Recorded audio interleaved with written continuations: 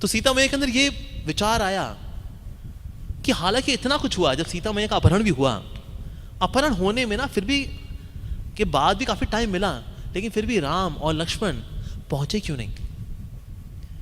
मतलब ये समय बहुत ज्यादा था। राम जी इतने दूर थोड़ी चले गए थे, कहीं भी होते, लेकिन फिर भी आए थे। जटायु के साथ इतना फाइटिंग फूटिंग भी हो गई, इतना कुछ हो तो गया, लेकिन फिर भी राम जी टाइम से नहीं पहुंच पाए, लक्ष्मण जी भी नहीं पहुंच पाए। तो ये सोच रही थी ऐसा कैसे हो गया राम जी नहीं पहुंच पाए, क्योंकि सीता मैया अगर कभी डेंजर में हो, कोई खतरा हो, राम जी को पहुंच जाना चाहिए। वो थोड़े विलंब से पहुंच जाते, लेकिन पहुंच जाते। वहां पर तो रावण से इतनी सारी बातचीत भी हो गई, रावण उनको घूर भी रहा है, उनकी तारीफें भी कर रहा है, ये वो फला ढिमका, और सीता मैया उनको ताने वाने मार दिए, कैसे परिवजे का चारे हो, ये हो गधे हो, थोड़ा सुधर जाओ तुम, ये सब बातचीत भी हो गई। उसका उनका हरण करके लेके भी जा रहा है। उसके बाद ये सब हुआ भी, जटायु से इतना युद्ध भी हो गया, नीचे गिर भी गए, और ये लेकिन इतने समय में भी लेकिन राम और लक्ष्मण पहुंच नहीं पाए। तो प्रभु है वो, तो प्रभु तो पहुंच जाना चाहिए। लेकिन इतना समय होने के बावजूद भी राम जी पहुंच क्यों नहीं पाए? तो फिर पहला कारण क्या था? पहला कारण यह था, सीता मैया ने सोचा कि मैंने राम जी को हिरण को देखने के बाद यह बोला था कि आप तो क्षत्रिय हैं, क्या क्षत्रियों को भी इतना समझाना पड़ेगा धनुष बाण उठाने के लिए? तो मैंने राम जी के ऊपर भी डाउट कर दिया था उस वक्त, उस हिरण को देखा मैंने जब। सेकेंडली, मैं उस हिरण से बहुत अट्रैक्ट हो गई थी, जबकि दुनिया के इस पूरी सृष्टि के सबसे अधिक आकर्षक व्यक्ति मेरे साथ हैं। राम जी से सुंदर भला कौन है? राम जी से ज्यादा मूल्यवान भला कौन है? कोई भी नहीं। लेकिन मैंने अपने सबसे अधिक मूल्यवान व्यक्ति को भेज दिया एक बहुत ही कम मूल्यवान चीज के लिए। तो इससे मैं उस हिरण से अट्रैक्ट हो गई, आकर्षित हो गई कि मैंने दूसरी गलती की। तीसरी जो मैंने सबसे बड़ी गलती की, वो मैंने ये गलती की कि मैंने लक्ष्मण को इतना बुरा बोल दिया, इतना बुरा बोल दिया कि यहां तक कि मैंने उन लक्ष्मण के चरित्र के ऊपर उंगली उठा दी जिन्होंने कि 13 साल मेरी ऐसी सेवा की, निस्वार्थ भावना से, स्नेह के साथ। वो लक्ष्मण जिन्होंने कभी मेरे को चरण से ऊपर कभी देखा ही नहीं, और हमेशा मेरे को माते बोल के पुकारते थे, और वो मुझे समझाते रह गए, और मैंने उनकी बात नहीं मानी। वो फिर मुझे समझाते रहे मेरे वेलविशर होने के नाते, फिर भी नहीं मानी, बल्कि मुझे आखिरी जो वाक्य बोल के गए कि हे मैया मैं जा तो रहा हूं, जब वापस आऊंगा तो आप यहां नहीं होगी, मैं तब भी नहीं समझी। और मैंने कितना अपमान किया उनका, लक्ष्मण का। इन 3 कारणों की वजह से आज मैं लंका में हूं। वास्तव में प्रभु श्री राम की ही इच्छा थी कि ऐसा हो, नो डाउट ये कारण है कि रावण का वध होना है। लेकिन हमारे लिए इसमें जो शिक्षा है वो यही है कि अगर एक जीवात्मा संसार रूपी लंका के अंदर फंसती है तो ये 3 कारण है। जब प्रभु श्री राम यानी कि प्रभु से जब हम इच्छाएं मांगनी शुरू कर देते हैं, सांसारिक इच्छाएं पूरी करने के लिए, वो इच्छा पूरी कर दीजिए, वो इच्छा पूरी कर दीजिए, तो हमारे लिए सबसे इंपॉर्टेंट कौन है? प्रभु। हमने प्रभु को किनारे कर दिया तुच्छ चीजों को प्राप्त करने के चक्कर में। और जब कोई इच्छा नहीं पूरी हुई, मान लीजिए या इच्छा पूरी होने में देरी लग गई, तो विश्वास हट भी क्या, कहता है पता नहीं आप भगवान से मांग तो रहे हैं, इच्छा पूरी हो तो रही नहीं है। हमने तो भगवान से कितना मांग लिया, प्रभु दे दो भाई, दे दो, पैसा दे दो, हम 10% आपके मंदिर के लिए डोनेशन भी दे देंगे, अब तो दे दो। तुम नहीं दे रहे, तुम नहीं दे रहे। मैं 45 साल हो गए मेरे को, मैं 25 साल से लड़की ढूंढ रहा हूं, मेरी शादी नहीं हो रही है। मैं कितना बोल दिया भाई, आपकी इतनी गोपियां हैं, कोई आपके सबसे 3rd क्लास टुच्ची वाली पायरेटेड कॉपी भेज दो, वो भी नहीं भेजी। इतने साल हो गए। ये कर्मी लोगों की प्रमोशन हो रही है, हमारी प्रमोशन ही नहीं हो रही है। उनकी नौकरियां लग रही हैं, हम बेरोजगार घूम रहे हैं यहां पर,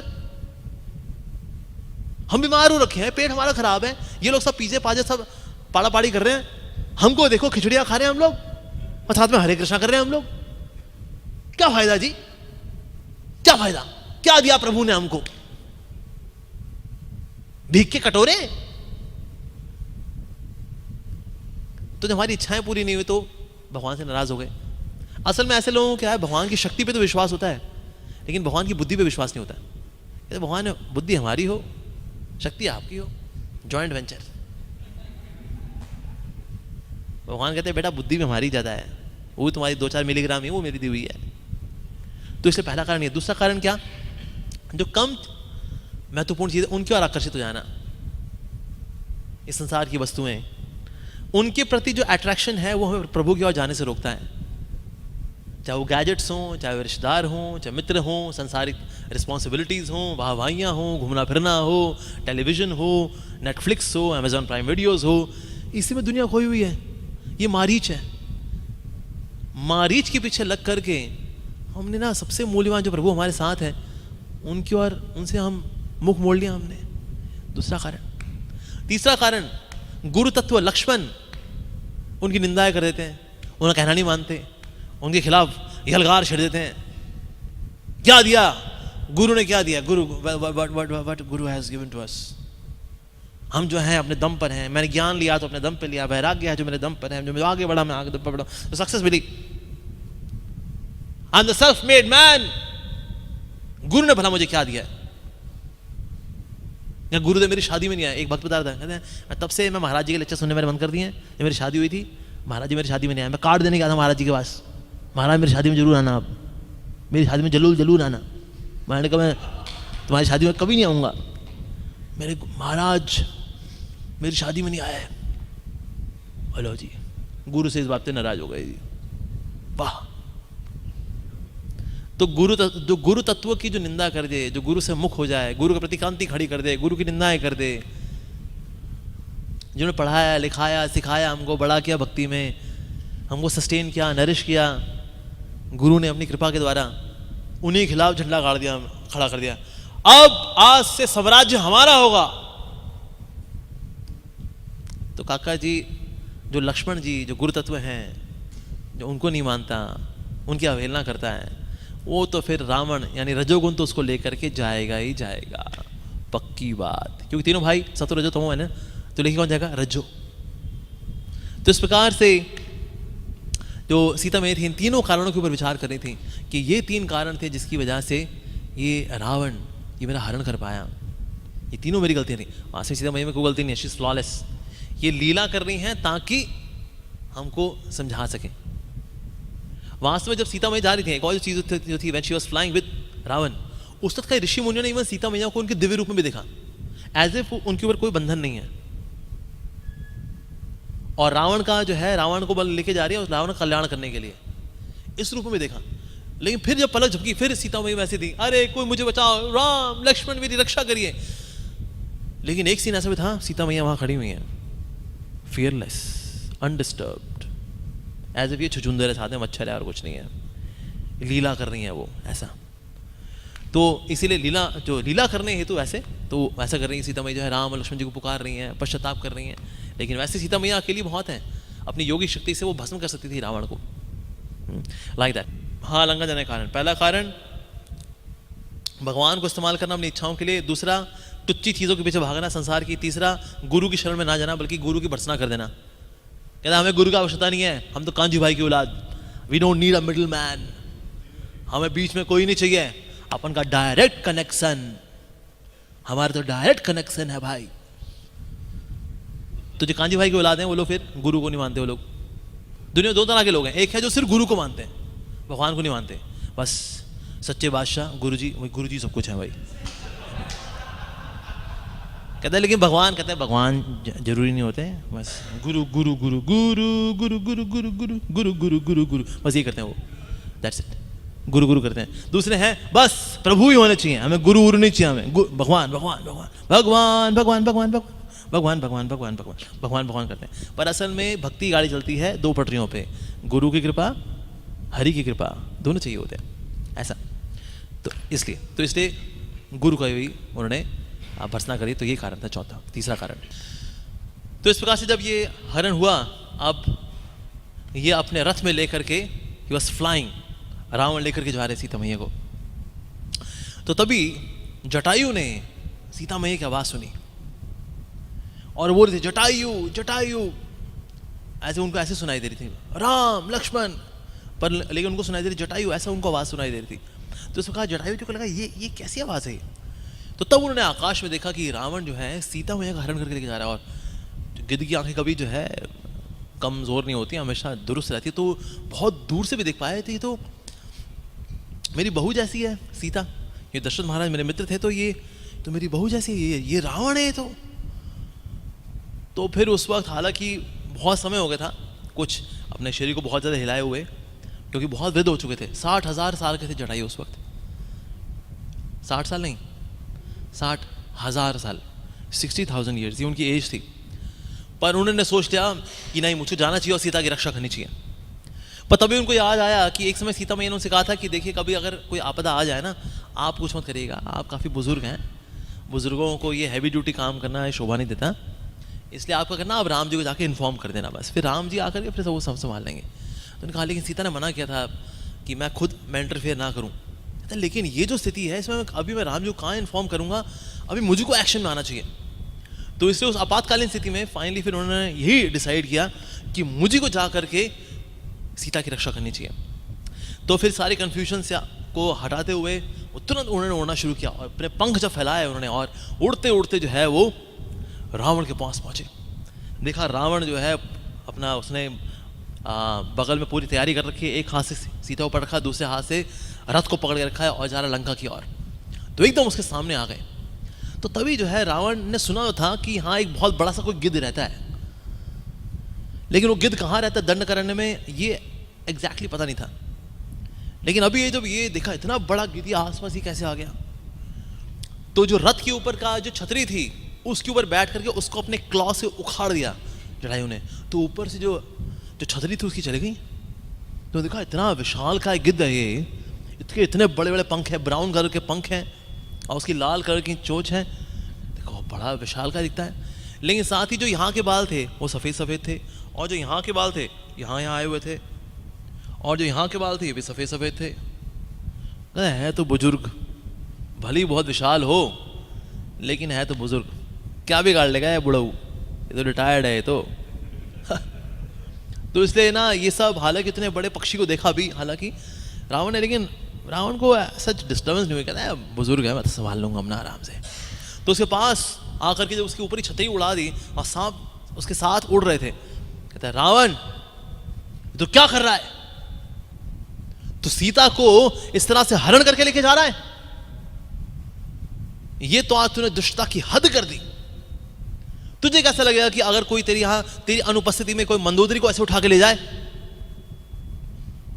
अगर तेरे में वाकई में शक्ति है तो रुक यहां पर, कर राम जी का वेट कर, राम लक्ष्मण का, उनसे युद्ध कर, फिर लेके जा, तेरे में दम है तो इस प्रकार से उसको धमकी दी उसको। ये तू कैसा आदमी है तू, ये जो कार्य तू कर रहा है ये कार्य करके तूने अपने गले में काल का पाश बांध लिया है, और वो काल और कोई नहीं है, श्री राम है।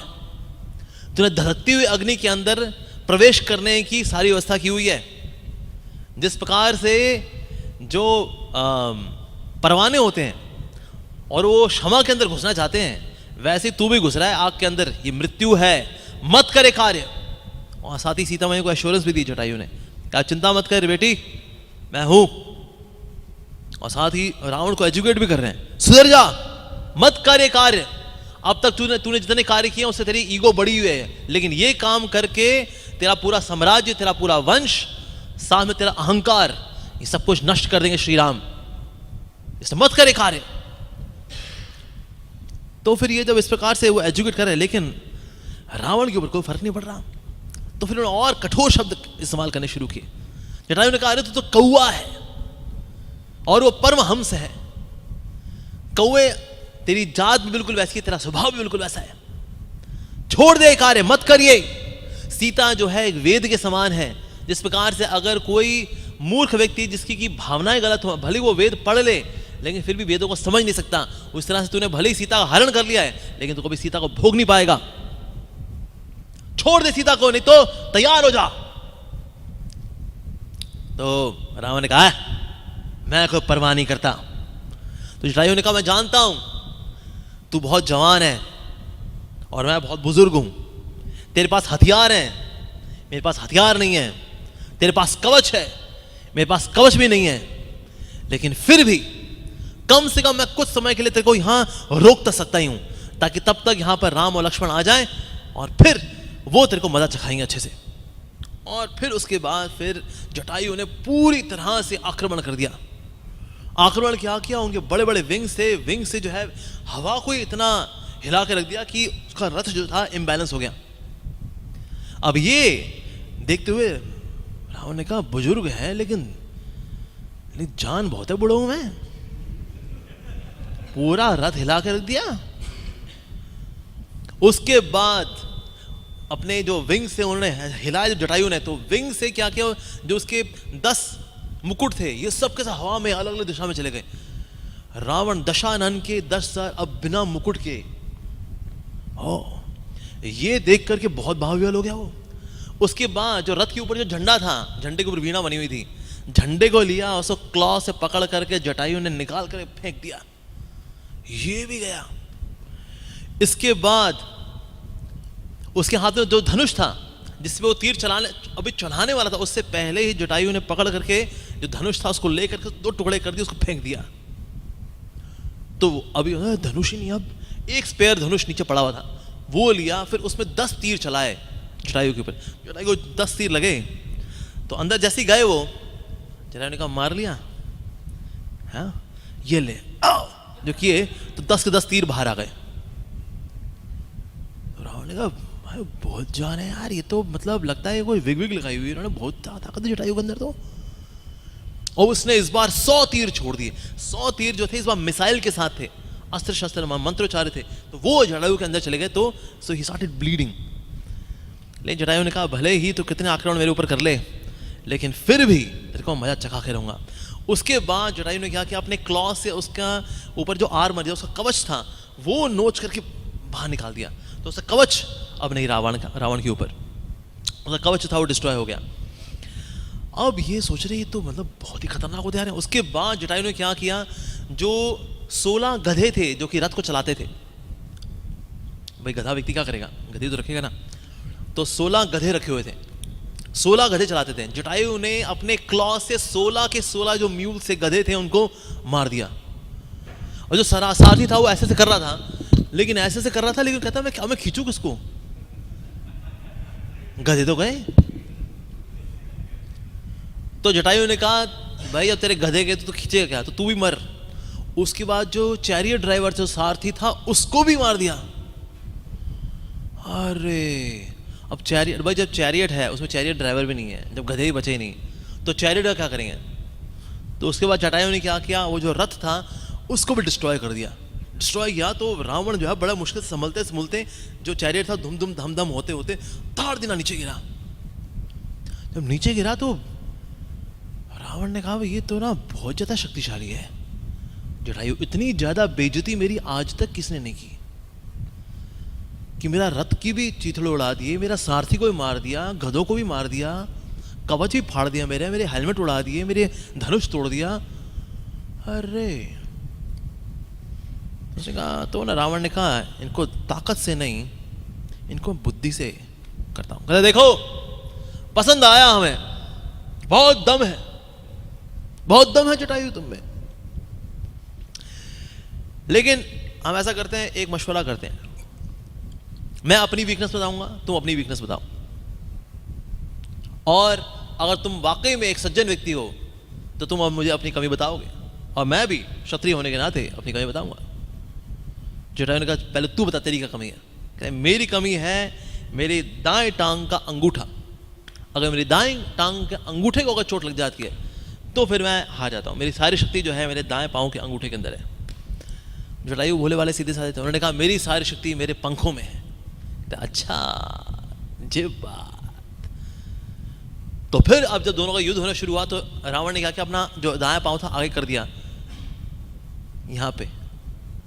तो जटायु ने कहा इसके पास जाना हालांकि खतरनाक हो सकता है, लेकिन अगर रावण को हराना है तो यही तरीका है कि दाएं पांव के अंगूठे की ओर आक्रमण किया जाए। तो दाएं पांव के अंगूठे की ओर आक्रमण कर दिया। तो दाएं पांव के अंगूठे की ओर आक्रमण किया तो बस उसने उस वक्त चंद्रहास नाम की जो स्वॉर्ड, जो उसको तलवार मिली थी शिवजी से, उसका आह्वान किया। उसका आह्वान करके जो है उनका एक पंख काट दिया, and he started bleeding profusely. तो भी खड़े खड़े लड़खड़ा ही रहे थे अभी जटायु, तो उनकी जो दोनों टांगे थी वो भी काट दी। अब नीचे गिरे पड़े जटायु, गिरे पड़े, और ना वो चल पा रहे, ना वो फड़फड़ा पा रहे, कुछ नहीं कर पा रहे अभी। तो जटायु को बस मुख से निकल रहा था राम राम राम, और सीता मैया को देख रहे हैं, और आंखों के अंदर उनके अंदर एक क्षमा मांगने की इच्छा थी कि ना मैं सीता से मैं क्षमा मांगू कि मैं तुम्हारी रक्षा नहीं कर पाया। तो सीता मैया ने जब देखा इस प्रकार से जटायु जी का हाल, उन्होंने जाकर उनका आलिंगन कर लिया। कहते हैं मेरे जो ससुर जी हैं दशरथ जी, जब वो यहाँ से लीला समाप्त करके गए तब तो मैं उनके दर्शन ही नहीं कर पाई, लेकिन आप भी मेरे ससुर समान ही हैं। लेकिन कितने दुर्भाग्य की बात है मेरे लिए कि मैं इतनी हताश हूँ इस समय में कि मैं आपकी कोई सेवा नहीं कर सकती। आपने तो अपने प्राणों को दे करके भी मेरी रक्षा की है। तो अब जो है रावण ने कहा, हो गई तुम्हारी बातचीत हो गई, चलो। अब सीता मैया ने कहा एक और बार कोशिश कर ली, तो सीता मैया भागी। जब सीता मैया भागी तो उससे पीछे पीछे रावण भागा सीता मैया के। अब सीता मैया नो डाउट, अब रावण जो था ज़्यादा तेज भागता था, तो उसने जा करके सीता मैया को पकड़ लिया। तो सीता मैया ने जाकर पास का जो पेड़ था उसको पकड़ लिया, तो मैं नहीं जाऊंगी। तो चंद्रहास नाम की तलवार उसके हाथ में थी, उसने पेड़ को काट के छितर छितर कर दिया। तो जो पेड़ पकड़ा हुआ था वो रहा ही नहीं। तो फिर उनको पकड़ा और फिर अपना जिसका उनका वाहन है, स्पेशल वाहन जिसका नाम है पुष्पक विमान, उसका वाहन किया कि भाई छोटे मोटे रथ को लेके नहीं आना चाहिए था, मुझे पुष्पक विमान को लेके आना था। तो पुष्पक विमान फिर आया और उनके ऊपर डाल दिया उन्होंने सीता मैया को, और इस प्रकार से वहाँ से चलने लगे वो। और सीता मैया जो है वो देख रही हैं जटायु जी को, और बहुत ही ग्लानि हो रही है कि मेरी रक्षा करने हेतु जटायु जैसे इतने संत पुरुष जो वृद्ध हैं, मेरे पिता समान हैं, उनका ये हाल हुआ है। तो जटायु ने लेकिन एश्योरेंस दिखाता है, लेकिन तुम चिंता मत करो, मैं अपने प्राणों को तब तक अपने अंदर रखूंगा जब तक मैं श्री राम यहाँ पर ना आ जाए, ताकि मैं बता सकूं कि रावण आपका हरण करके लेकर गया है, इसीलिए मैं प्राणों की रक्षा करूंगा, चिंता मत करो आप। तब जो है सीता में थोड़ी सांत्वना मिली। अब वो देख ही नहीं थी, लेकिन उस वक्त रावण ने कहा कि सीता मैया के बाल पकड़ करके उनको पुष्पक विमान में डाल दिया और खींचता हुआ वहां से लेकर गया। जब ये सब चल रहा था, इवन जो प्रकृति थी बहुत दुखी थी। जो आसमान में सूरज था उसने सोचा कि ना आज मैं जल्दी ढल जाऊं, क्योंकि मेरे को ये दृश्य देखना पड़ रहा है, सीता मैया के हरण का ये दृश्य देखना पड़ रहा है। ये देख करके मेरे हृदय में बहुत विलाप हो रहा है, बहुत दुख हो रहा था, आज मैं जल्दी डूब जाना चाहता हूं। तो सूरज में ऐसी इच्छा हो रही थी। जितने भी पहाड़ थे उनमें से झरने ज्यादा बह रहे थे, मानो पहाड़ रो रहे हों कि इतनी दुखद दृश्य हमको देखना पड़ रहा है कि हमारे बीच में, लेकिन हम यहाँ पड़े हुए हैं, हमारे पंख भी नहीं है, हम चाहते तो उड़ करके सीता मैया की रक्षा करते, लेकिन अभी इतने हताश हैं हम, वी आर सो हेल्पलेस। तो इसीलिए कम से कम हताश होने की भावना में रोए तो सही। तो झरझर करके उनके झरने बहने लगे, यहाँ से वहाँ से सब जगह से, मानो सारे पहाड़ रो रहे हों इस दृश्य को देख करके कि रावण जो है सीता मैया का हरण करके लेकर के जा रहा है। जितने भी वहाँ पशु थे वो पशु भी यही सोच रहे थे कि कितने दुख की बात है कि ना ये सीता मैया को लेकर जाए। तो इससे सीता मैया की जो परछाई थी, सब जितने पशु थे वो सब सीता मैया की परछाई को छू रहे थे कि सीता मैया को तो नहीं छू सकते, उनकी परछाई को छू लें, काश कि हम परछाई के माध्यम से रोक पाते सीता मैया को। तो इस भावना से जो पशु थे वो ही बहुत दुखी थे। जो हवा थी वो थम गई थी, क्योंकि हवा छूना नहीं चाहती थी रावण को कि इतना पापी व्यक्ति है ये जो सीता मैया का हरण करके लेके जा रहा है। तो इसलिए हवा भी रुक गई कि मैं छूना नहीं चाहती इस व्यक्ति को, दूषित व्यक्ति को। और जो संत पुरुष थे जो ध्यान लगाए हुए थे, उनका भी जो ध्यान आकर्षित हुआ उस वक्त जब सीता मैया का हरण करके लेके जा रहा है, तो उस वक्त उनके हृदय में बहुत कष्ट हुआ। लेकिन जो दृश्य उन्होंने देखा, उस दृश्य को देख करके उनके हृदय में एक सांत्वना भी आई, एक सकारात्मक विचार भी आया। क्योंकि जब रावण माता सीता को लेकर के जा रहा है, उस वक्त वो बिल्कुल ऐसा लग रहा है, मान लीजिए बहुत ही बड़ा एक काला सा बादल हो, लेकिन और बादल के बीच में एक चकाचौंध रोशनी हो, ऐसा बिजली हो एकदम, ऐसी दिख रही थी सीता मैया। बिकॉज सीता मैया इज गोल्डन इन कॉम्प्लेक्शन और एक काले रंग का है, तो दूर से बिल्कुल ऐसा लग रहा था। तो इससे सबके हृदय में ना ये भावना आ रही थी कि जिस तरह से जहां पर बिजली गिरती है, जहां थंडरबोल्ट गिरता है, वहां पर वो जगह तहस नहस हो जाती है, उसी प्रकार से रावण सीता मैया को लेकर के जो जा रहा है, लेकिन वास्तव में ये बिजली गिरेगी लंका के ऊपर और लंका ध्वस्त हो जाएगी। और जिस तरह से बिजली भले ही बादलों में रहती है लेकिन हमेशा नहीं रहती, कुछ समय के लिए रहती है, उसी प्रकार से सीता मैया रावण के पास हमेशा नहीं रहने वाली, कुछ समय के लिए ही है बस। तो कुछ जो संत थे उनको ऐसा लग रहा था मानो रावण हो वो एक वॉल्केनो हो, और वॉल्केनो के ऊपर निकलने वाला जो लावा है ऊपर ऊपर जो दिख रहा है वो सीता है, और जो लावा छिटक करके जो नीचे गिर रहा है वो है सीता मैया के गले में जो फूलों का हार है, वो जब झड़ रहा है तो ऐसा लग रहा है कि वॉल्केनो है, वॉल्केनो के ऊपर लावा है और लावा छिटक छिटक के जो गिर रहा है वो वैसा दिख रहा था। तो जिस प्रकार से लावा जो उसके संपर्क में आता है वो नष्ट हो जाता है। उसी प्रकार से सीता का हरण करके रावण अब अपने विनाश को ही बुला रहा है। असल में सीता को ये लेकर नहीं जा रहा, सीता इसको लंका लेके जा रही है ताकि इसका नाश हो जाए। तो इससे संतों के मन में ये इस प्रकार का साक्षात्कार आ रहा था जब वो देख रहे थे कि रावण सीता को लेके जा रहा है, तो इसलिए उनके हृदय में थोड़ी सांत्वना भी आई। और रावण जो था अब वो आगे बढ़ रहा था। जो आगे बढ़ रहा था ना, तो आगे बढ़ते बढ़ते बाहर पीछे भी देख रहा था वो।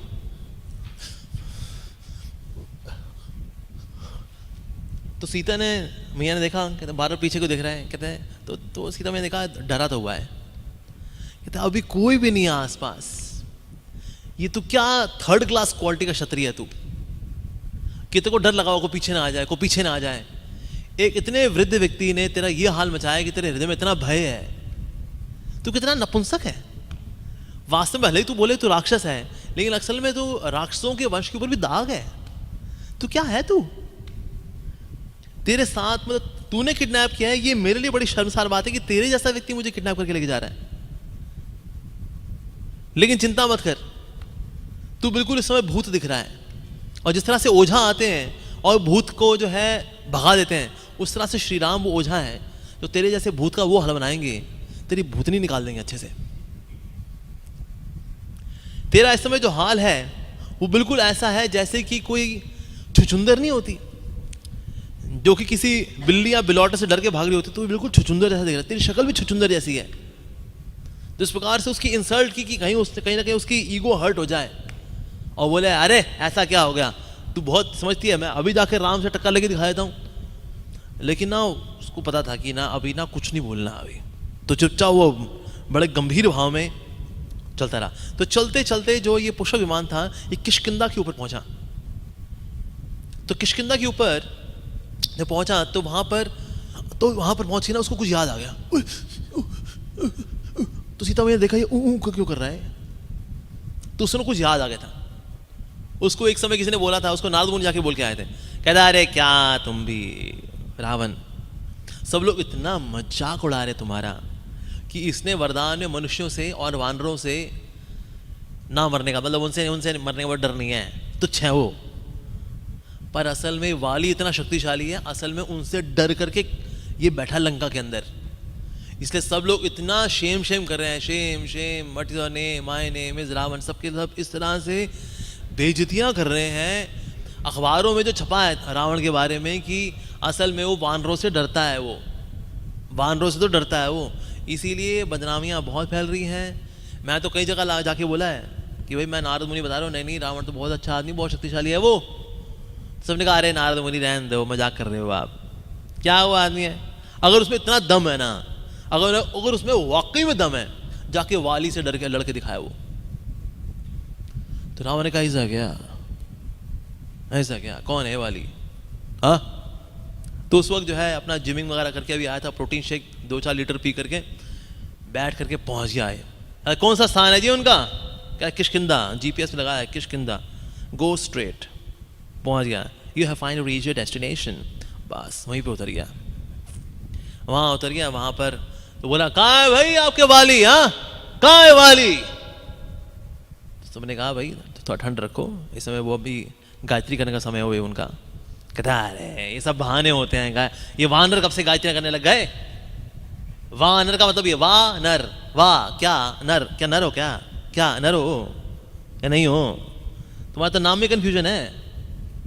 कहाँ है वाली, तो लेकर ये पहुंच गए जहां वाली अभी ध्यान की मुद्रा में थे, अभी प्राणायाम कर रहे थे, प्राणायाम करके अभी सूर्यदेव को की गायत्री करने वाले थे अभी वो, ऐसा। तो अभी वहां पहुंचा ही तो कहते महाराज कोई आया, वाले ने कहा शांत, गायत्री टाइम, तो हाथ जोड़ ले। तो रावण जो है ऐंठ में अभी था, क्या देखो जी मुझे अभी आपसे ना कुछ बात करनी है। वाले ने कहा गायत्री टाइम, और पूंछ में उसको लपेट लिया उसको और गायत्री करनी शुरू कर दी।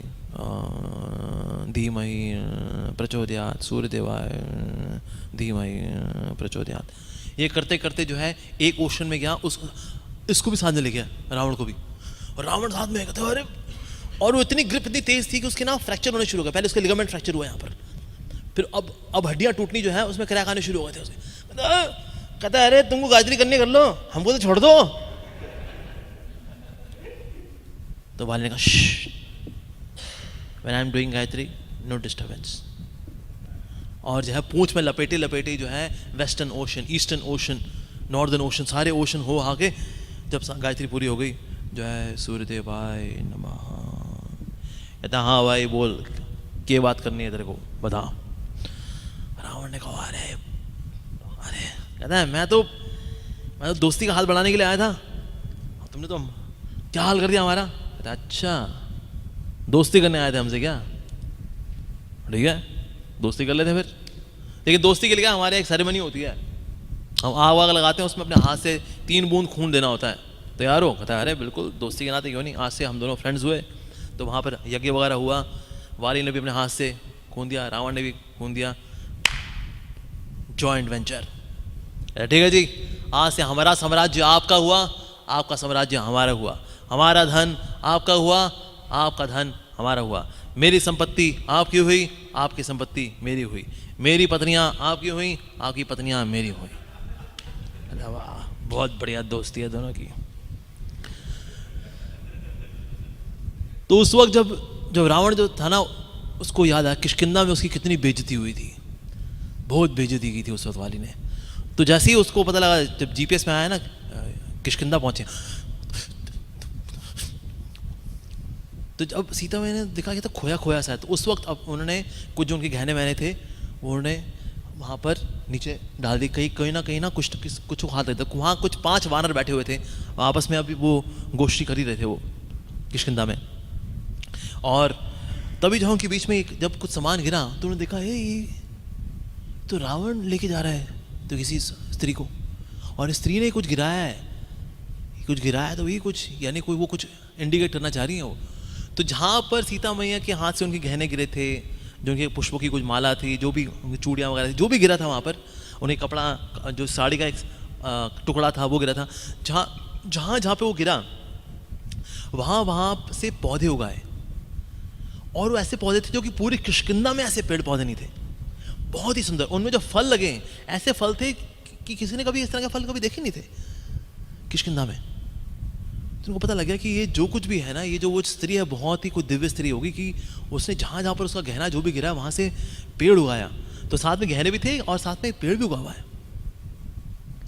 तो सब सोच रहे थे कि छलांग मार करके ना रावण को रोकें, तो तभी ना फिर अगल बगल कुछ वानरों ने कहा अरे रुझा कुछ ऐसा। तो सीता मैया ने कहा इन लोगों को मेरी मदद करनी चाहिए थी, ये सेटल क्यों हो गया इस तरह से। तो सीता मैया को इस बारे में नहीं पता था कि ये वाली का उस समय राज है, और वो सब जानते हैं कि वाली के रावण के साथ दोस्ती है। अब जो उनका दोस्त है उसके साथ पंगा कैसे लेंगे।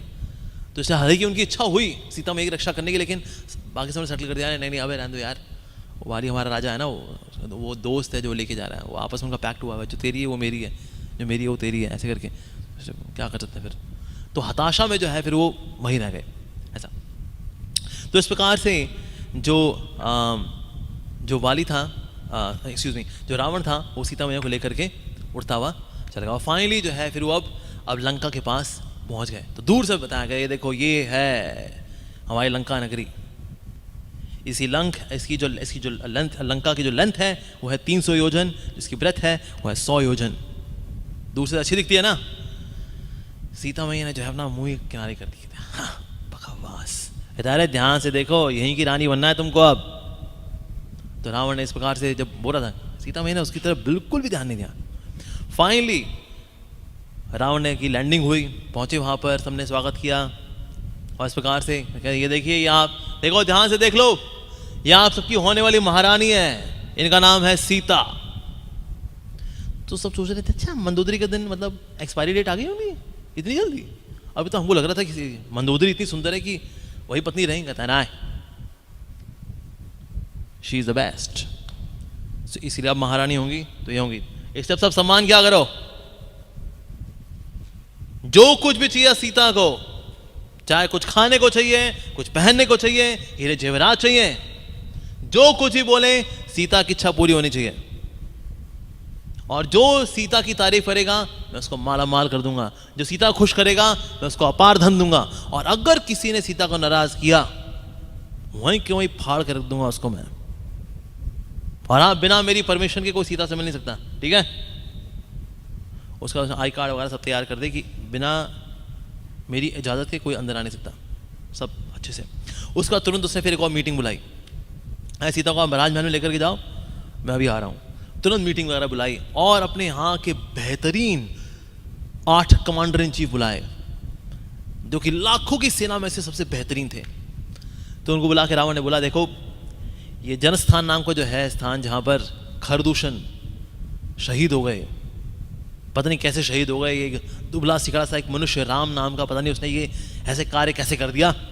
खैर कोई बात नहीं, लेकिन अब आप लोग वहां पे जाओ, वहां का निरीक्षण करो और वहां के स्थान को अपने कब्जे में लो, और जहां कहीं वो दुबले सिकड़े 2 भाई नजर आ जाएं, राम और लक्ष्मण, वध कर देना उनका, और जैसे ही कार्य संपन्न हो मुझे आकर रिपोर्टिंग देना। तो जितने भी जो सोल्जर्स थे उनको बड़ा सम्मान लगा कि मतलब इतने हजारों लाखों में से हमको चुना गया है। असल में इनको हजारों लाखों में से इनको चुना गया था शहीद होने के लिए। तो ये जो है तुरंत अपने एयरप्लेन में बैठ करके इनको विदा किया गया एंड देन उसके बाद सीता मैया थी, उनके आसपास ये सारी राक्षसियाँ भी हैं, उनको घेरे हुए हैं, और जहाँ घूर घूर के देख रही थी कि हाँ मतलब इतनी सुंदर है, रावण भी मतलब मानना पड़ेगा क्या चॉइस है। तो सीता मैया जो इन सबसे घिरी, तो ऐसा लग रही थी मानो सीता मैया एक बहुत ही सुंदर एक हिरणी हो, जो कि चारों ओर भेड़ियों और फीमेल भेड़ियों इन सबसे घिरी हो, ऐसी दिख रही थी सीता मैया। उसके बाद रावण ने कहा, आइए हम आपको लंका का टूर करा के लेकर के आते हैं कि जिस स्थान की आप महारानी बनने वाली हैं, आइए आपको जगह दिखा के लेकर के आते हैं, आइए। और फिर सीता मैया को लेकर जाए, कहते ये देखिए ये जो है ये सड़कें हैं, ये सड़कें यहाँ ये पन्ना की बनी हुई सड़कें हैं, और ये जो चौराहा जा रहा है वो जो है ये नीलम की सड़क है, ये पन्ने की सड़क है, और वो चौराहा जो देख रही हैं आप, ये चौराहा जो है वो हीरे का है। और इस प्रकार से सारा ऐश्वर्य वैभव उसने दिखाना शुरू किया। और सीता मैया का ना सर ऐसे झुका हुआ था।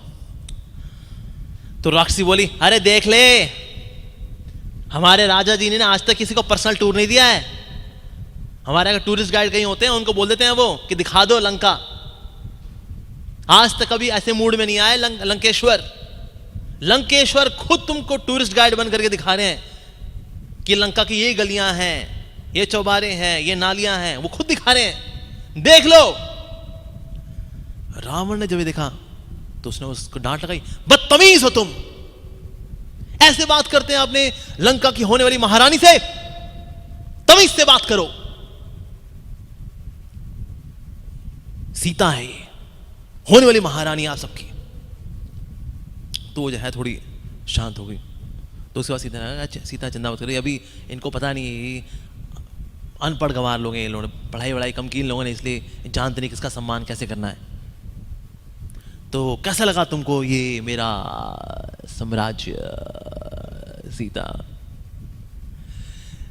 तो सीता मैया जो है मुस्कुरा, तो रावण को लगा कि हाँ पसंद आ गया, इनको नया ससुराल इनको पसंद आ गया। हाँ आइए मैं आपको और लेकर चलता हूँ, और आगे लेकर चलता हूँ आपको। ये देखो ये है 1 करोड़ सबसे बलशाली सैनिक। ये लोग रोज 12 घंटे जिम करते हैं, रोज 1000 लीटर प्रोटीन शेक पीते हैं, और ये हैं हमारे बेस्ट ऑफ द बेस्ट राक्षस। 1 करोड़।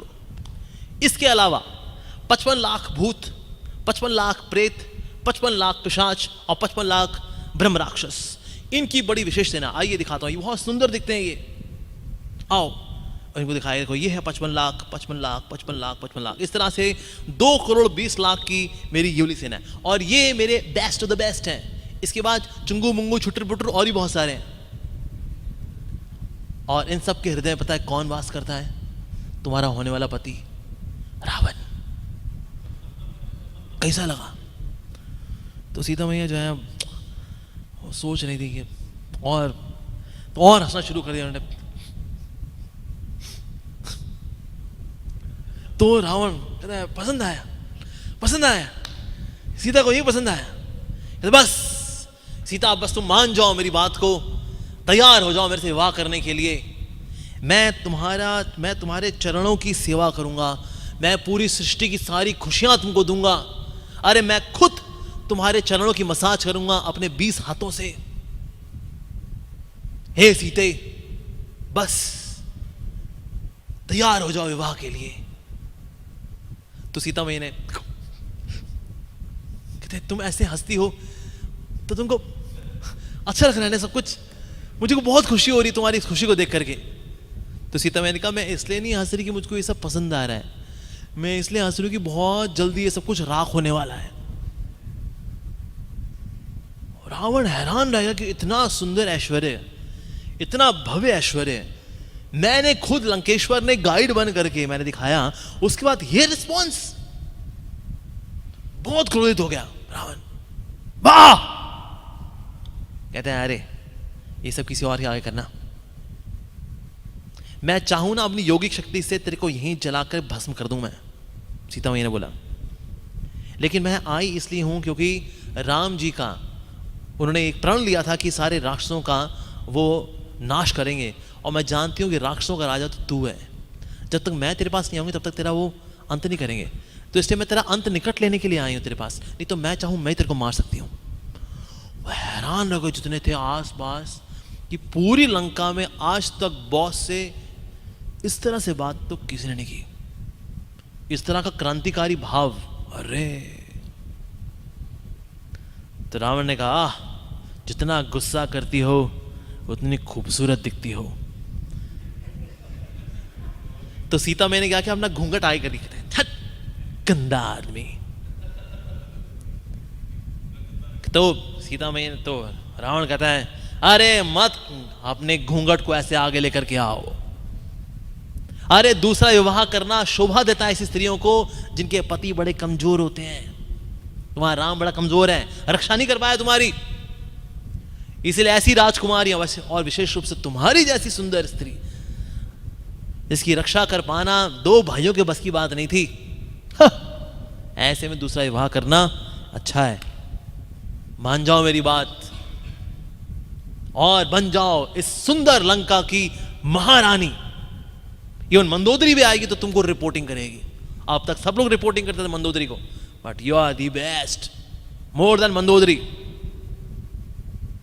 अब ये बात जब सीता मैया ने सुनी तो सीता मैया ने कहा ये सब का सब बकवास है, मैं श्री राम के पास ही जाना चाहती हूं, और श्री राम को पता चल चुका होगा कि तूने क्या हरकत की है, और बहुत जल्दी श्री राम आएंगे और तुझको और तेरी लंका को विध्वंस कर देंगे।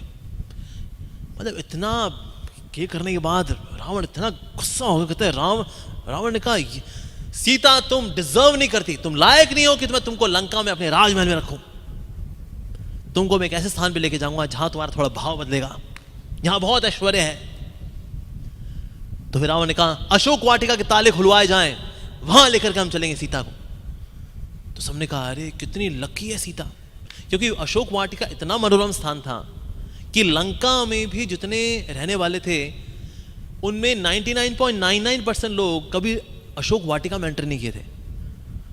तो इससे सबके अंदर ये था कि ना मरने से पहले बस एक बार कभी अशोक वाटिका जाने का मौका मिल जाए तो तीर्थ हो जाए हमारे, ऐसा भाव था लंकावासी के अंदर। तो जब रावण ने यह आदेश दिया कि ले जाओ सीता को अशोक वाटिका के अंदर, तो सबने कहा अरे बड़ी लकी है सीता, तो रथ लेकर के आओ।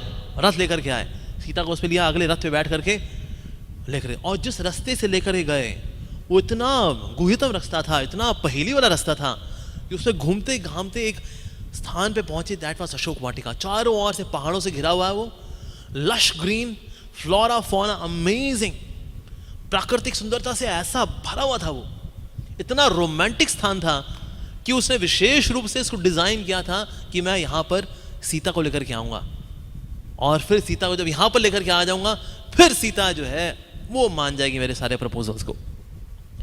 तो ये भाव लेकर के रावण ने अशोक वाटिका को स्पेशली डिजाइन किया था सीता मैया के लिए। तो सीता मैया जब वहां पहुंची तो वहां पर उन्होंने एक ग्रीन येलो कलर का फ्लावर देखा, और ग्रीन कलर येलो कलर का जो फ्लावर था उसके में बीच में से जो है जो उसके पॉलन्स होते हैं वो निकले हुए थे, और पॉलन जो थे वो ऐसे कर्व्ड थे मानो धनुष हो। तो उसको देख करके सीता मैया को याद आ गया कि एक समय श्री राम ने ऐसा ही फूल सीता को दिया था, और सीता मैया को जब उन्होंने दिया था तो कहता है हे सीते ये तुम्हारे लिए। तो सीता मैया ने उस वक्त यही कहा था कि ये फूल बिल्कुल ऐसा लग रहा है मान लो आप हैं और जैसे से आप अपना धनुष पकड़ते हैं ना, उसी प्रकार से फूल ऐसा लग रहा है ग्रीनिश येलो कलर का, मान लो ये आपका स्वरूप हो और ये जो इसका बीच में इसका पॉलन है ये ऐसे उनका धनुष हो, आपका धनुष हो। तो ये देख करके जब वो बात याद आई तो सीता मैया को ना जोर से हंसी आई, लेकिन उस वक्त जो उन्होंने देखा वह स्थिति बड़ी गंभीर बनी हुई है, तो फिर उन्होंने अपनी हंसी को थाम लिया। तो जब वो, लेकिन हंसी तो नहीं, लेकिन थोड़ा सा सीता मैया मुस्कुराई। तो रावण कहा हाँ ये जगह पसंद आ गई, हाँ ये स्थान ही ऐसा है, इतना रोमांटिक स्थान है, किसका मन बदल जाए, सीता का मन ही बदल गया। हाँ तो फिर वहां पर सीता मैया को वहां विश्राम करा, कहते आज से आप यहाँ रहेंगी अशोक वाटिका के अंदर, ये स्थान आप ही के लिए है। और वहां पर एक सुंदर सी फूलों की सेज जो है सजा के रखी हुई थी, कहते इस पर बैठिए आप। सीता मैया बिल्कुल बैठने का मन नहीं था उसकी ओर बैठने का उनको, पर लेकिन इसका तरीका यही है बिठाने का, बैठिए बैठिए बैठिए, बिठाओ इनको, बिठाओ बिठाओ बिठाओ इनको, खींच करके जो है सीता मैया को वहां बिठा दिया। अब मैंने सोचा अब ये बस बैठ तो गई हैं, अब इनका मन रिझाना है, कोई बात नहीं मैं कुछ प्रयास करता हूँ। उसके बाद फिर रावण गया अंदर, अंदर जो है वो उसने गहरे और गहने वगैरह जो पहने हुए थे वो हटाए, और बड़ा सिल्कन सा और रेड कलर का धोती पहन करके अपने कंधे में लपेट करके, यहाँ 2 गुलाब के फूल लगा करके,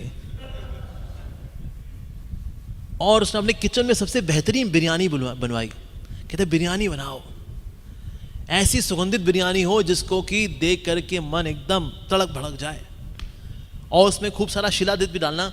शिलाजीत डालने से क्या भावनाएं बढ़ जाती हैं, तो उसमें शिलाजीत भी होना चाहिए।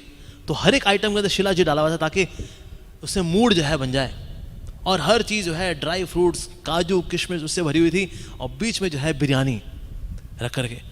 तो किचन में गए, बन गई बिरयानी, बन गई। तो बिरयानी चाहिए लाजवाब लाजवाब, चटनी थी लाजवाब लाजवाब, बहुत लाजवाब बनाए, बहुत लाजवाब बनाए, लाओ जो स्पेशल थाली मैंने डिजाइन करके मैं जो स्पेशल रखी थी सीता के लिए वो लेकर के आओ। तो फिर वो थाली लेकर के आए जो कि हीरे जवाहरातों से बड़े सुंदर तरीके से कप्स बने हुए थे, और उसका हैंडल बना हुआ था, उसमें आगे फ्लावर्स बने थे जैस्मिन वगैरह के, उसमें बीच में बिरयानी रखी, सब बाकी चीज़ें ड्राई फ्रूट्स गुड़ वगैरह वो रख करके सोचा कि आज तबीयत खुश हो जाएगी सीता की। वैसे ही अशोक वाटिका में उसके वातावरण को देख कर सीता खुश हो गई है, बिरयानी देख करके भी बहुत खुश हो जाएंगी। तो उसके बाद रावण जो है पहुंच गया वहां पर, और अपने यहाँ कानों में गुलाब के फूल लगाए हुए हैं, बालों में जेल लगा करके, बालों को पीछे किया हुआ था, सिल्कन वे में पीछे किया हुआ था, और यहाँ से ऐसे लाल रंग की सिल्कन क्लॉथ लिया हुआ था जो हाथ में लपेटा हुआ था, और इस हाथ में प्लेट ली हुई थी, और इस तरह से झूमता झामता करते हुए अशोक वाटिका पहुंचा। अशोक वाटिका पहुंच करके रावण ने बोला, रावण को पसंद नहीं आती किसी का रस्तानी, हे सीते छोड़ दे गुस्सा, खा लो बिरयानी।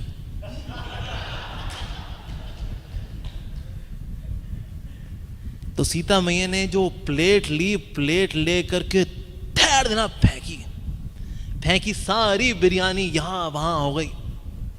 तो बिरयानी खुशबू जो है यहां वहां सारी फैल गई, लेकिन सीता तक पहुंची नहीं। और जो थाली थी इतनी जोर के सीता मैया ने खींच के मारी कि पास में जो पहाड़ी थी उसके अंदर जाके धंस गई वो, और पहाड़ी कुछ टुकड़े तोड़ दिए उसने। तो जो राक्षसी थी ना वो भी हैरान लगी कि बाएं हाथ में इतनी ताकत है, ये दाएं हाथ में कितनी ताकत होगी सीता के, कि बाएं हाथ से मारी थाली खींच के, और वो जहां अंदर जाके पड़ी है, थाली को निकाले कौन, निकालने में हमारे पूरे दिन का नाश्ता निकल जाए। दिखती तो दुबली पतली है, जान बहुत है इसके अंदर। तो रावण ने देखा ऐसी इंसल्ट बिरयानी की जिसको इतने प्यार से बना करके लेके आया था, वो प्यार में कुछ नहीं था, काम वासना उसके अंदर कुछ नहीं है। तो उसके, लेकिन ये इंसल्ट देख करके एकदम गुस्से में आग बबूला हो गया वो। कहते मौका दे रहा हूं 12 महीने के अंदर अंदर अगर तुम नहीं मानी तो फिर मैं अपने चंद्रहास से तुम्हारे इतने छोटे छोटे टुकड़े करूंगा, और फिर उनका बहुत टेस्टी व्यंजन बनाऊंगा, उसकी बिरयानी बना के खाऊंगा फिर मैं। तो सीता मैंने क्या किया, पास पड़ी जो घास थी वो घास ली, और घास उसके बीच में फेंकी। तो घास को देख करके ना वो पीछे हट गया वो, घास के तिनके को देख करके, क्योंकि इसने ये सुना था कि श्री राम जिस तरह से बड़े एक्सपर्ट रहे हैं घास के तिनके को लेकर के उसका ब्रह्मास्त्र बना के फेंक देते हैं, अगर वो आर्ट उन्होंने सीता को भी सिखाई हो तो जब तुमने घास का तिनका लेकर के सीता मैंने फेंको तो बहुत डर के पीछे हो गया वो। तो सीता मैंने भला ये घास ऐसे खींचे भला क्यों मारी, ऐसे जो घास खींचे मारी, इसके पीछे कारण है। पहला कारण इसका ये है कि उस वक्त जो वैदिक संस्कृति थी, वैदिक संस्कृति में जो स्त्रियां थी वो पुरुषों से ऐसे बात नहीं करती थी, बीच में एक ना एक पर्दा रहा करता था, दीवार रहा करती थी, दरवाजा रहा करता था, तो इस तरह रह के बात करती थी। हाँ जी आज बिल्लू के पापा घर में नहीं है, हाँ जी कल आइएगा आप। तो ये वैदिक कल्चर था। अभी तो ऐसे घुस के आराम से सब बात कर लेते एक दूसरे के साथ, अगर बल्कि दूर दूर का come on look at me. अभी कौन संस्कार का पालन करता है? तो अब बता दे मुझे अपना शुक्रप्रिय प्रभु जी आज कि प्रभु जी को यही कल्चर सिखाया गया था, भाई हम चरणों में देख करके हम बात करते हैं माताओं से। तो एक माता जाके बोली कम ऑन ऊपर देखिए, ऐसे बात करिए। पर वैदिक कल्चर ये था कि बीच में ऐसे पर्दा रहा करता था और इस तरह से बात किया करती थी। पर्दा नहीं है तो कम से कम एक घूंघट रहा करता था। तो उस वक्त और कुछ नहीं था, तो सीता मैंने घास का तिनका ही मारा कि ठीक है अब और तो कुछ नहीं, कम से कम तुम्हारे मेरे बीच में ये स्क्रीन रहे घास की। ये दूसरा कारण क्या था कि तुमने जितना भी मुझे ऐश्वर्य दिखाया है ना, इस सारे ऐश्वर्य की औकात सिर्फ एक घास के तिनके के बराबर ही है मेरे लिए, इसलिए घास का तिनका फेंक दिया सीता मैया ने। तीसरा कारण यह था कि जिस तरह से नरसिंह भगवान एक पिलर से निकल के आ गए थे और पिलर गोल्डन कलर का था, उसमें से गोल्डन कलर के निकल के आए नरसिंह भगवान, उस तरह से ग्रीन कलर की घास है, इसमें से हरे रंग के श्री राम निकल के आएंगे, तेरी तो वही हाल मचाएंगे जो हिरण्यकशिपु का क्या था। तो इसलिए घास का तिनका फेंक के दिया। चौथा कारण यह था कि ना जब श्री राम यहां पर आएंगे और तेरी पूरी लंका को भस्म कर देंगे तो तेरे पास रहने के लिए कुछ नहीं होगा और तब तू झोपड़ी में रहेगा। तो झोपड़ी बनाने के लिए ना घास चाहिए होती है, ये ले घास, इसलिए झोपड़ी बना ली उसकी तू। ये एक और कारण था। पांचवा कारण यह था कि जब श्री राम तेरा वध करेंगे और तू जमीन पे गिरा होगा तो तेरे मुंह में सिर्फ घास ही नजर आ रही होगी। तो देख ले, तू यहीं पे गिर के एक बार रिहर्सल कर ले कि उस वक्त तेरे को घास ही चाटनी है अल्टीमेटली। छठा कारण यह था कि जिस तरह से जब वामन देव जी आए थे बलि महाराज के पास और जब उनसे मांगने 3 बार भूमि, तो उस वक्त शुक्राचार्य जी आ गए थे। शुक्राचार्य ने कहा है ये विष्णु है विष्णु, लेकिन फिर भी जब बलि महाराज नहीं माने तो फिर क्या हुआ, शुक्राचार्य अंदर घुस गए वेसल के अंदर, और जहां पर उनको भी आचमन करना था अभी वो आचमन ही नहीं हो पाए होगी, भाई तो नोजल के अंदर घुस गए। तो वामन देव ने कहा कुछ बात नहीं, कभी कभी ना ब्लॉकेज आ जाती है। तो पास पड़े घास के तिनके से मारा तो खुल गया, तो उसे जो है उनकी शुक्राचार्य की आंख और बनो विलन बेटा, हमारे काम के अंदर यही होता है। तो जिस तरह से उसकी आंख फूटी थी ना, तो उस वक्त वामन देव जी ने अस्त्र के तौर पे इस्तेमाल किया था घास के तिनके को। उस तरह से ये भी घास का तिनका हथियार बन के तेरे अंदर घुस जाएगा, तेरे को पता लग जाएगा अच्छे से फिर अभी। तो एक और कारण था। एक और कारण ये था कि रावण जो है उसके अंदर ज्ञान नहीं है, और जिनके अंदर ज्ञान नहीं होता वो तो जानवर होते हैं, और जानवर खाते क्या है, घास। तो जानवर ही है, ये ले घास खा ले। तो इसे सीता मैया ने जो घास फेंक दी, ये ले घास खा ले, तो ये औकात तो जानवर जैसी है, अज्ञानी मूर्ख। एक और कारण जो है वो ये था कि वैसे मैं तो बहुत तुच्छ हूं, इस घास के समान तुच्छ हूं, लेकिन मेरे प्रभु श्री राम बहुत महान है। तू घास के तिनके को लेकर के आया है, लेकिन प्रभु श्री राम आएंगे ना, मैं भले ही बहुत तुच्छ हूं, लेकिन ये घास के तिनके के समान भले हूं, लेकिन मैं श्री राम को बहुत प्रिय हूं, इसलिए तेरा नाश बहुत ही पास है। और एक और कारण ये था कि अगर कोई गेस्ट आता है तो उसको कोई जगह देनी चाहिए बैठने की, तो आसपास कोई कुशन वगैरह था नहीं, कहते ये ले तू इसी बैठ जा, ये ले। तो इसलिए घास का तिनका फेंक के देते, ले इसी भी जाके बैठ जा तू, तो इसलिए घास का तिनका दिया था। 10वां कारण ये था कि जो घास होती है वो समुद्र के ऊपर ना तैरती रहती है, तो समुद्र से दोस्ती नहीं करती वो, इसीलिए श्री राम का जो अमृत है उनसे मित्रता करना अच्छा है। तो तेरे को मछली होना चाहिए, मछली जो होती है वो समुद्र के साथ मित्रता करती है और समुद्र के अंदर गहराई से रहती है, लेकिन जो घास के तिनके होते हैं वो ऊपर ऊपर तैरते रहते हैं, फाइनली समुद्र क्या करता है, उनको बाहर जाके फेंक देता है।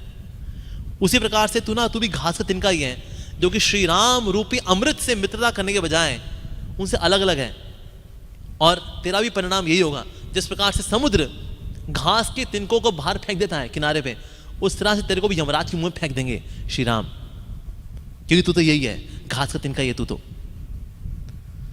इसलिए जो है घास का तिनका फेंकना ये बहुत ही गहरा था।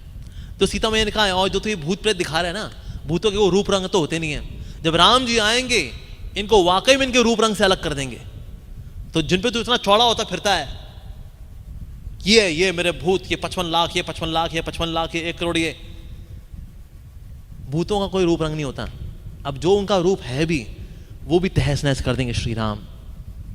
और जिन नागों और पे तो इतना गर्व करता है कि नाग जो है बाहर बैठे सारी रक्षा करे लंका की, नाग असल में गरुड़ जी के आगे तो केचुए हैं, नूडल्स हैं, इसलिए तेरे जितने भी नाग हैं ना, ये राम जी के आगे केचुए हैं, नूडल्स हैं, इससे ज्यादा कोई औकात नहीं है इन लोगों की।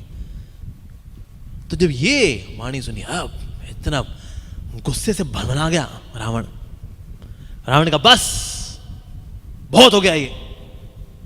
उस वक्त यहां पर फिर 700 राक्षसियां मंगाई, जो कि एक आंख वाली थी, एक कान वाली थी, अजीबोगरीब दिखती थी, और ये वहां पर थी। और उनकी फिर जो रानी थी त्रिजटा, उनको रखा हुआ था, कहते हैं देख रहे, करो, समझाओ इसको, करो इसकी काउंसलिंग, समझाओ सीता को कि मेरे को स्वीकार कर ले, मेरे जैसा बढ़िया व्यक्ति मिलेगा नहीं कभी, इसको समझाओ।